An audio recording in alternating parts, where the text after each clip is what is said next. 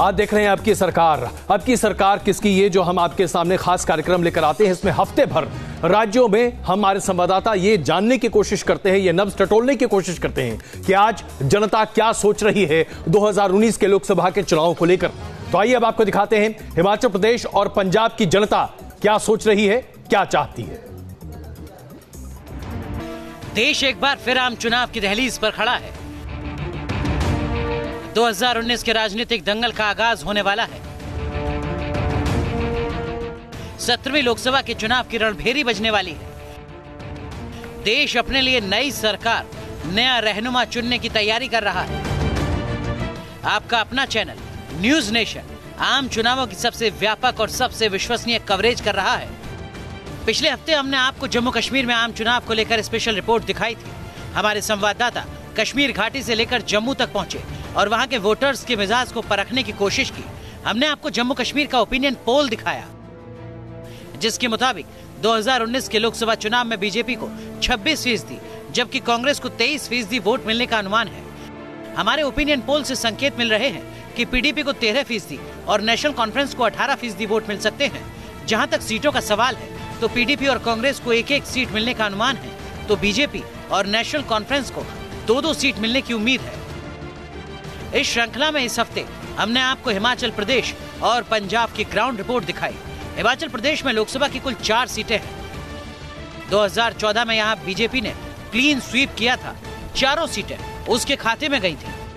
इस समय हम शिमला में हिमाचल यूनिवर्सिटी के कैंपस में मौजूद हैं और जो स्टूडेंट्स हैं यहाँ पर हिमाचल यूनिवर्सिटी में, इनकी काफी तीखी नजर जो है वो देश के मुद्दों पर रहती है। पंजाब का सियासी अंगणित थोड़ा अलग है। पंजाब में लोकसभा की 13 सीटें हैं। 2014 के आम चुनाव में अकाली दल और बीजेपी गठबंधन को 6 सीटों पर सफलता मिली थी। 4 सीट अकाली दल को मिली, जबकि बीजेपी के हिस्से में 2 सीटें आई थी। आम आदमी पार्टी ने भी 4 सीटें जीतकर पंजाब में अपनी मौजूदगी दर्ज करवाई थी। चुनाव से पहले वोटर का मूड जानने के लिए हमारे संवाददाता पंजाब के गांव और शहरों में भी पहुंचे। सरकार ने जिस तरीके से डिमोनेटाइजेशन और जीएसटी को लागू किया है, उसका असर यहाँ की स्पोर्ट्स इंडस्ट्री पर भी नजर आता है और आने वाले 2019 के जो लोकसभा चुनाव हैं उसमें ये मुद्दा यहाँ पर छाया रहेगा। पंजाब में मालवा, माझा और दुआवा क्षेत्रों में कहां किस पार्टी को बढ़त मिल सकती है और किसे घाटा हो सकता है, हमने इसका जायजा लेने की कोशिश की। इस सप्ताह आपने न्यूज नेशन पर हिमाचल प्रदेश और पंजाब के चुनावी माहौल से जुड़े खास कार्यक्रम देखे, वहां के सियासी संग्राम के दावपेच को समझा और अब हम आपको दिखाने जा रहे हैं हिमाचल प्रदेश और पंजाब का ओपिनियन पोल, जिसमें हमने ये अनुमान लगाने की कोशिश की है कि आने वाले चुनाव में सियासी ऊंट किस करवट बैठ सकता है। Team news nation. तो आइए सबसे पहले आपको दिखाते हैं पंजाब को लेकर क्या है न्यूज नेशन का ओपिनियन पोल, क्योंकि जैसा कि हम आपको हर हफ्ते दिखा रहे हैं, राज्य भर हम आपको बताते हैं कि दरअसल जनता क्या चाहती है अपने विश्वस्त संवाददाताओं के द्वारा किए गए इस ओपिनियन पोल से। आपके सामने वोट शेयर का डेटा अभी सामने है। पंजाब में भारतीय जनता पार्टी और श्रोमणी अकाली दल गठजोड़ को 32% वोट शेयर मिल सकता है, कांग्रेस को 32% वोट शेयर मिल सकता है, आम आदमी पार्टी को 19% वोट शेयर मिल सकता है, अन्य के खाते में 7% वोट शेयर जा सकता है और कह नहीं सकते 10% लोग ऐसे हैं जो अभी भी अपनी राय नहीं तय कर पाए हैं। अगर इस आंकड़े को आप सीट में तब्दील करें तो जो प्रस्तावित तस्वीर निकल कर आती है लोकसभा की पंजाब से, वो दरअसल ये है कि भारतीय जनता पार्टी और श्रोमणी अकाली दल के खाते में तकरीबन 5 सीटें जा सकती हैं। कांग्रेस के खाते में आज अगर चुनाव हो तो 6 सीटें जा सकती हैं। आम आदमी पार्टी को 1 सीट मिल सकती है और अन्य के खाते में 1 सीट जाती हुई दिखाई देती है। यानी कि अभी अगर आप जो मौजूदा स्थिति है उसके आधार पर बात करें तो ऐसा प्रतीत होता है कि 2014 के मुकाबले इस बार भारतीय जनता पार्टी और श्रोमणी अकाली दल को 1 सीट का नुकसान हो सकता है, जबकि कांग्रेस अपना प्रदर्शन पहले से 2 गुना बेहतर करती दिखाई दे रही है। पिनास बिल्कुल। और यहाँ अगर आम आदमी पार्टी की बात करें तो उसकी साख पंजाब में कहीं ना कहीं कम होती हुई नजर आ रही है। आम आदमी पार्टी जिसने 4 सीटें झटकी थी वो 1% मिटती हुई नजर आ रही है और उसका जो वोटिंग परसेंटेज है वो भी अजय जी यहाँ पर कम हो रहा है। पिछली बार 19% था तो यहाँ पर इस बार माफ कीजिएगा 24% के करीब रहा, तो इस बार घटकर 19% हो गया है हमारे ओपिनियन पोल के मुताबिक। बिल्कुल, आइए अब चर्चा शुरू करते हैं। राजीव त्यागी जी कांग्रेस से, संजीव श्रीवास्तव जी वरिष्ठ पत्रकार, अश्विनी उपाध्याय जी भारतीय जनता पार्टी से। राहुल देव जी वरिष्ठ पत्रकार कुछ ही देर में हमारे साथ जुड़ेंगे। ओम थांगवी जी वरिष्ठ पत्रकार और मानदेव ठाकुर जी वरिष्ठ पत्रकार इस वक्त हमारे साथ मौजूद हैं। राजीव त्यागी जी, आपकी पहली प्रतिक्रिया हमारे इस ओपिनियन पोल पर, जो अभी ऐसा बता रहा है कि कांग्रेस का प्रदर्शन पिछले बार के मुकाबले यानी कि 2004 के मुकाबले कम से कम कांग्रेस के हिसाब से देखा जाए तो 100% बेहतर है।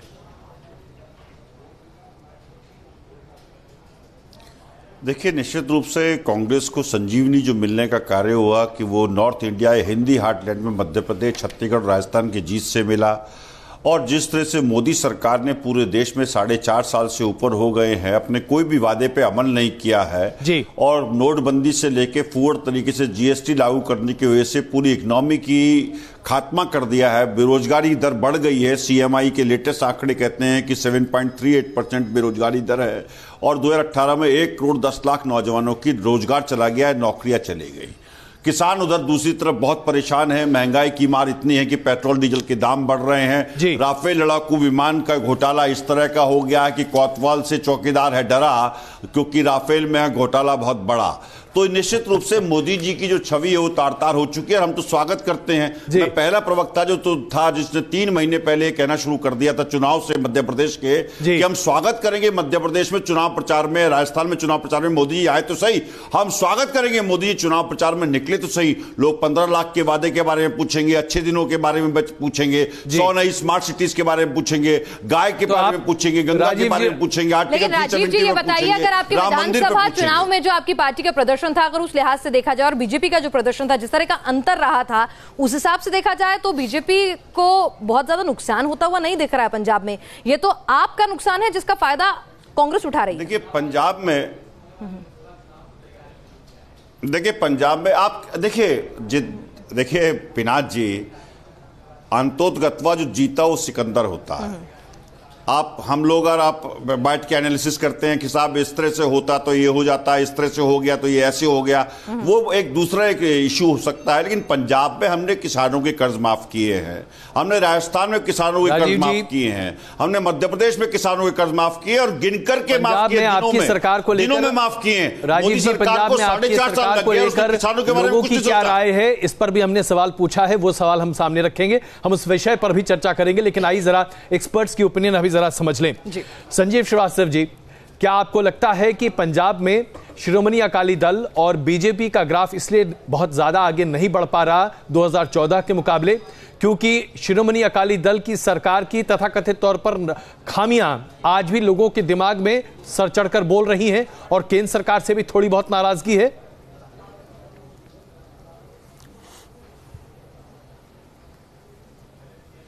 बिल्कुल सही बात है। और देखिए, पंजाब विधानसभा चुनावों में जिस तरह से कांग्रेस की अच्छी खासी जीत हुई थी और आप पार्टी जो पिछली लोकसभा में 4 सीट्स लेके आई थी, वो कुछ अपेक्षाकृत हाशिए पे है कांग्रेस और भाजपा शिरोमणि अकाली दल गठबंधन के मुकाबले।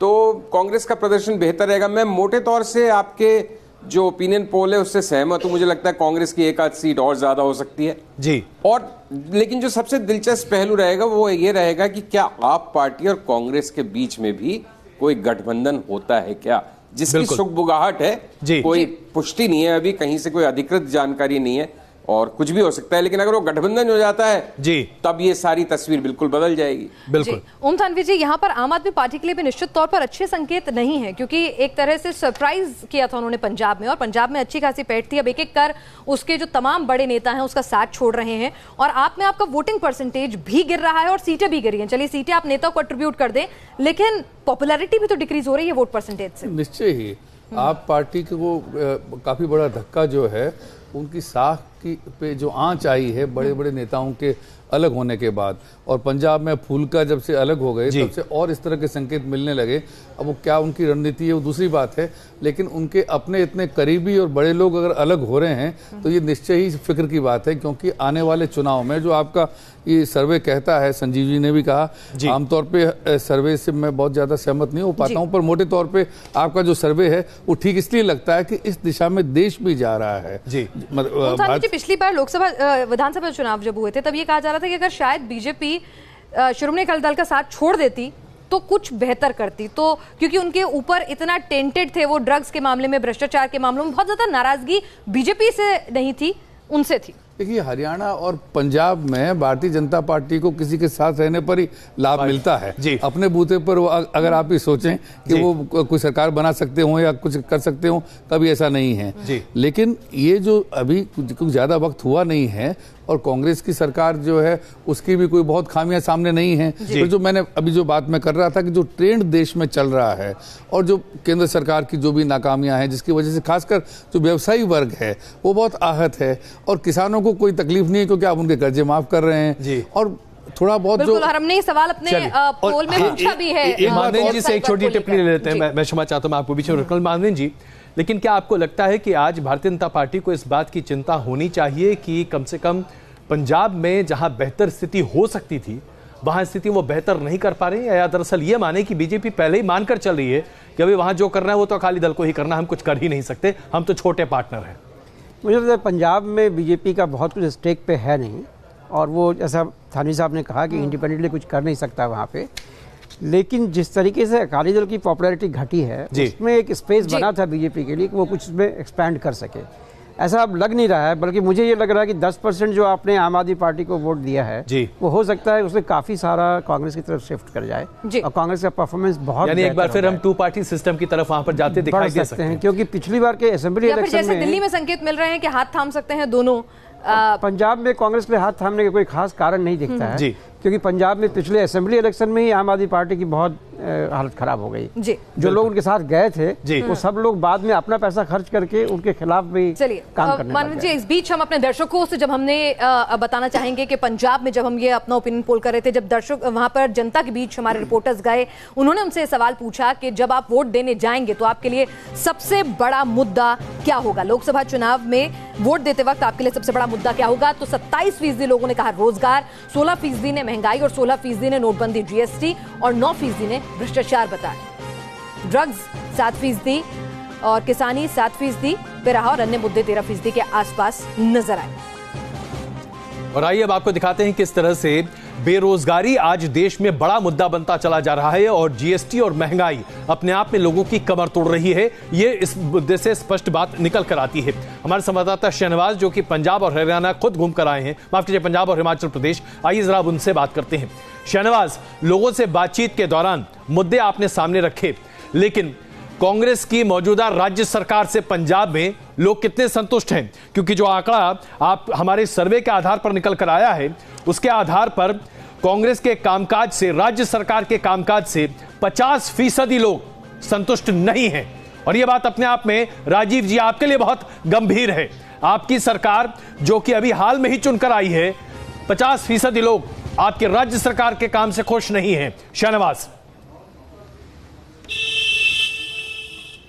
देखिए, बिल्कुल अजय जी, आपने बिल्कुल ठीक बोला, क्योंकि जो हमारी वहाँ पे लोगों से बात हुई उनका साफ कहना है कि जिन वादों को लेकर कैप्टन अमरिंदर सिंह वहाँ पर आए थे वो वादों पर पूरी तरह से खरे वो उतर नहीं पाए हैं। खास तौर पर जो किसान का कर्ज माफ़ी का मुद्दा था उस पर लोग हमें, और खासकर जो किसान थे वो काफ़ी नाराज़ दिखे, क्योंकि जब इलेक्शंस थे उस समय कैप्टन अमरिंदर सिंह ने कहा था कि सारा कर्जा जो है वो किसानों का माफ़ कर दिया जाएगा। लेकिन इलेक्शंस के बाद जब ये ऑर्डर निकला है तब अभी तक जो लोगों से हमारी बात हुई है कि मैक्सिमम 2 लाख रुपए का कर्जा जो है वो माफ हुआ है, वो भी गिने चुने लोगों का हुआ है। और आरोप ये भी लगे हैं कि अपनी ही पार्टी के लोगों के ज्यादातर कर्जे जो हैं वो माफ किए गए हैं। तो कहीं ना कहीं लोग जो हैं वो अमरिंदर सिंह सरकार से वहां पे बिल्कुल खुश जिसे कह सकते हैं वो नहीं है। लेकिन इसका मतलब ये नहीं है कि लोग बीजेपी और शिरोमणि अकाली दल से खुश हैं। वो अभी भी जो उन्होंने पिछले 2 साल वहां पे वो सरकार रही थी उससे वो बिल्कुल खुश नहीं है। और 3 मुद्दे अजय जी जो मैं आपको बताना चाहूंगा जो हमने ऑब्जर्व किया वहां पे, पहला मुद्दा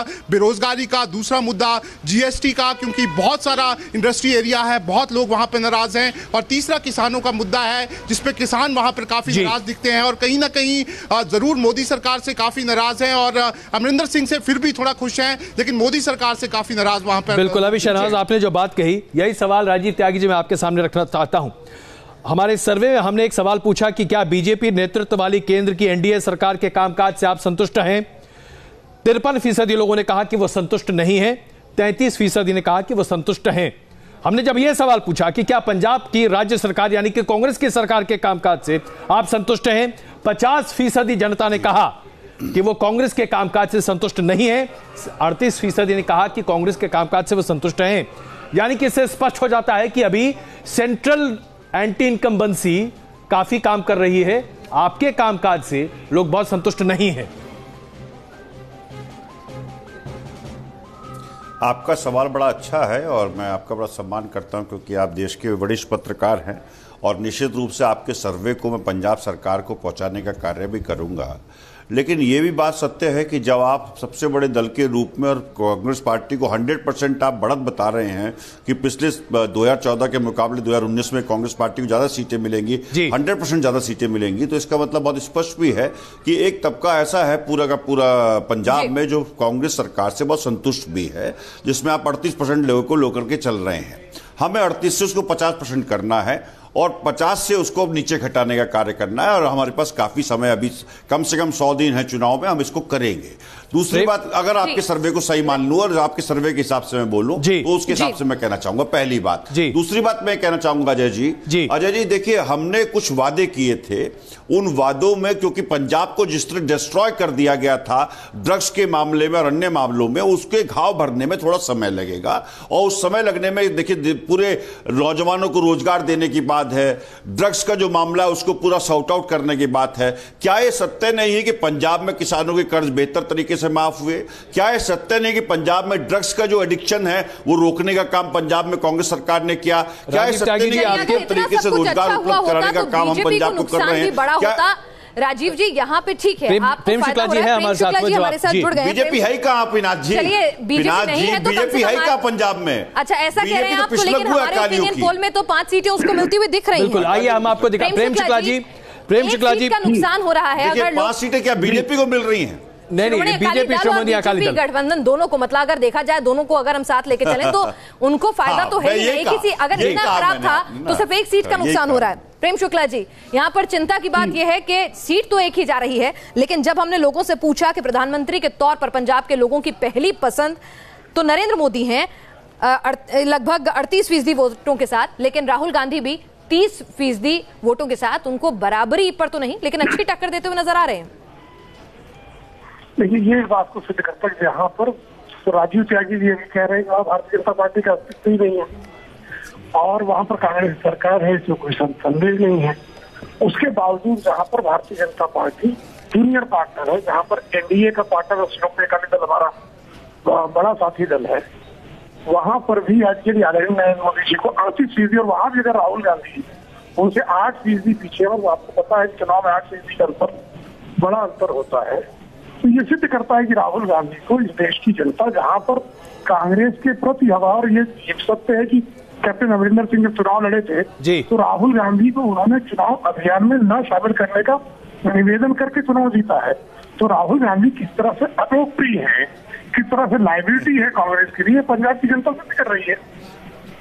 लेकिन प्रेम शुक्ला जी, जो हमारे सर्वे में एक महत्वपूर्ण बात निकल कर आ रही है जो कि आज कांग्रेस के फेवर में जा रही है वो ये है जी, मैं आता हूं राजीव जी, मैं आता हूं, हम उस पर विस्तृत चर्चा करेंगे, इसलिए मैंने अभी आपको उसमें शामिल नहीं किया। मैं जानता हूं प्रधानमंत्री की दौड़ वाली हमारी बात, उस पर हम विस्तृत चर्चा अलग से करेंगे, लेकिन ये सवाल प्रेम शुक्ला जी आपके लिए इसलिए महत्वपूर्ण है क्योंकि हमने सवाल यह पूछा कि क्या बीजेपी के नेतृत्व वाली केंद्र सरकार के कामकाज से आप संतुष्ट हैं? 53% पंजाब की जनता कहती है कि वो संतुष्ट नहीं है, सिर्फ 33% जनता कहती है कि वो संतुष्ट है। ये चिंता का विषय है भारतीय जनता पार्टी के लिए, ये चिंता का विषय है श्रोमणी अकाली दल के जी। नहीं, हम उन चिंताओं से देश की जनता को मुक्त करने का हर संभव प्रयास करेंगे। जो कांग्रेस का दुष्प्रचार अभियान है उस पर हमारा सत्प्रचार का अभियान जो है भारी पड़ेगा। ये निश्चित समझिए आप कि कांग्रेस ने जो है बहुत सारा दुष्प्रचार कर रखा है 70 वर्षों में। जिन लोगों ने इस देश को बर्बाद किया, यानी डॉक्टर मनमोहन सिंह के कार्यकाल के आखिरी दिनों में अंतर्राष्ट्रीय एजेंसियां फ्रेजाइल 5 यानी फिसड्डी 5 में भारत की अर्थव्यवस्था को शामिल पाती थी। आज वो वही एजेंसियां कहती हैं कि भारत की अर्थव्यवस्था दुनिया की सबसे तेजी से विकसित होने वाली अर्थव्यवस्था है। तो जैसे ही अभी कह रहे थे राजीव त्यागी जी, मेरे पास हमारे साथ वरिष्ठ पत्रकार भी जुड़े हुए, जरा उनकी राय भी जान लें। संजीव जी, यहाँ पर रोजगार, महंगाई, नोटबंदी, ये मुख्य दिक्कतें जो हैं लोगों के सामने आ रही हैं और यही चुनावी मुद्दा उनकी नजर में है 2019 के लिए। तो जिस नोटबंदी और जिस जीएसटी का रिपरकशन लोग ताजा नहीं समझ पाए थे, अब धीरे धीरे उन्हें समझ में आ रहा है और अब नाराजगी निकल कर आ रही है, क्योंकि शुरुआती दौर में जो इलेक्शंस हुए थे उनमें बीजेपी को फेवर मिल रहा था, लेकिन अब वो नाराजगी निकल कर आ रही है, आपको लगता है जैसे जैसे वक्त बीत रहा है?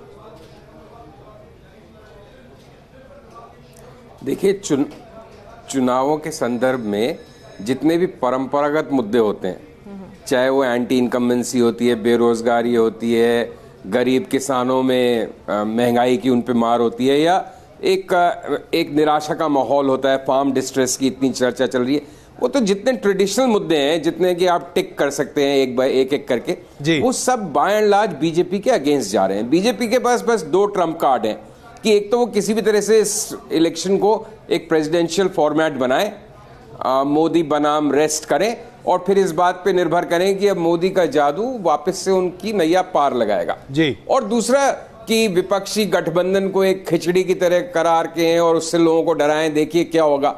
तो ये दो मुद्दे रहेंगे, लेकिन जो बुनियादी बात है, बुनियादी बात यही है कि 2014 में मोदी का जादू जब चरम पे था जी, तब पार्टी को 31% मत मिले थे।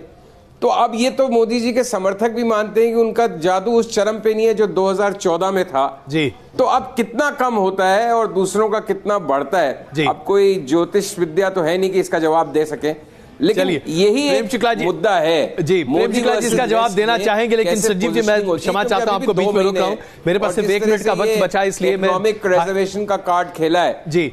मैं क्षमा चाहता हूं संजीव, मैं आपको बीच में रोक रहा हूं, लेकिन ओमथांगी जी एक आखिरी सवाल इस सेगमेंट में, कम से कम इससे पहले कि हिमाचल की बात शुरू करें। रोजगार 27% लोगों के लिए बहुत महत्वपूर्ण है। क्या आज देश में एक बार फिर एक स्थिर स्थायी सरकार के बाद रोजगार के मुद्दे पर चुनाव लड़ा जाएगा? यह बड़ा दुर्भाग्यपूर्ण नहीं होगा क्या? ये रोजगार तो बहुत बड़ा मुद्दा बनने जा रहा है, क्योंकि ये जो आरक्षण का अभी फिर से इन्होंने जो शिगुफा करना चाहिए कि जो छोड़ा है, वही कहकर के हम आपके लिए 10% जो गरीब वर्ग है उनके लिए आरक्षण लेके आ रहे हैं, तो लोगों को फिर ये याद दिलाता है कि रोजगार आपके पास नहीं है। क्योंकि आप सरकार की बात ही कर रहे हैं, सरकारी रोजगार की बात कर रहे हैं, रोजगार आपके पास नहीं है पर आप आरक्षण की बात कर रहे हैं। तो रोजगार की बात को इन्होंने लोगों की दुखती हुई रग को खुद छेड़ा है, और चुनाव में चूंकि और अब राम मंदिर का मुद्दा पिट चुका, पुराने मुद्दे इनके जितने थे, तो जो संजीव जी ने कहा कि क्या चीज इनकी मदद करेगी, इनके पास में मदद के लिए है नहीं, और रोजगार इनके लिए सबसे बड़ी आफत साबित होने वाला है। बिल्कुल।